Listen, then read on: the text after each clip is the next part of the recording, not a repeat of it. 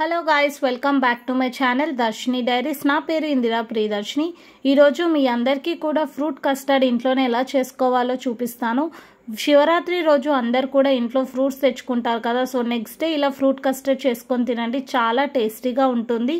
ఇంకా లేట్ చేయకుండా వీడియోలోకి వెళ్దాం. బిఫోర్ దట్ తెలుసు కదా, ఫస్ట్ టైం ఛానల్ చూస్తుంటే ఛానల్ సబ్స్క్రైబ్ చేసుకోండి, పక్కనే ఉన్న బెల్ నోటిఫికేషన్ కూడా ఆన్ పెట్టుకోండి, సో దట్ వీడియో పెట్టగానే మిస్ అవ్వకుండా చూస్తారు.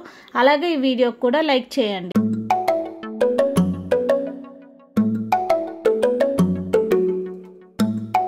ఫ్రూట్ కస్టర్డ్ చేయడానికి ఈరోజు నేను 1/2 లీటర్ ఫుల్ క్రీమ్ మిల్క్ తీసుకున్నాను.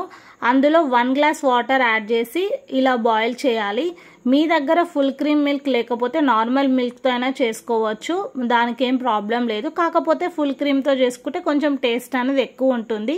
ఇలా మిల్క్ అనేది మనకి బాయిల్ అయిన తర్వాత ఇందులో మనం ఇప్పుడు main ingredient custard powder dilute చేసింది యాడ్ చేయాలి.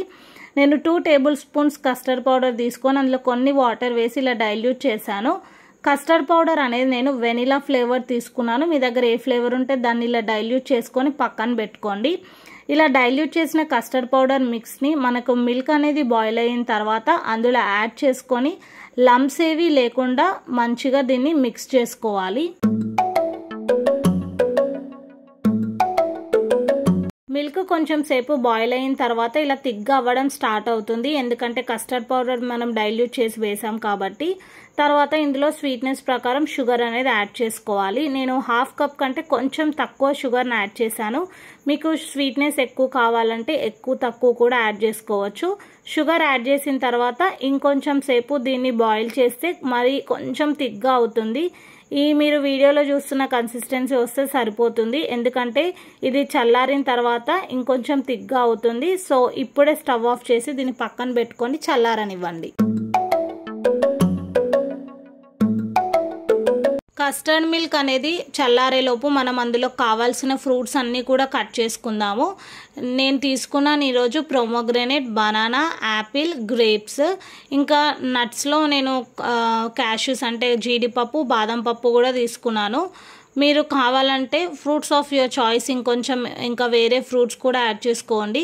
కాకపోతే వాటర్ కంటెంట్ ఉన్న fruits like water melon, Musk melon అలాంటివి యాడ్ చేయకండి, బాగోదు. ఇంకా ఇవన్నీ కూడా కట్ చేసి పెట్టుకున్న ఫ్రూట్స్ అన్నీ కూడా మనము ఎందులో అయితే కస్టర్డ్ మిక్స్ చేద్దాము అనుకుంటున్నామో ఆ బౌల్లోకి అన్నీ కూడా యాడ్ చేసుకోండి.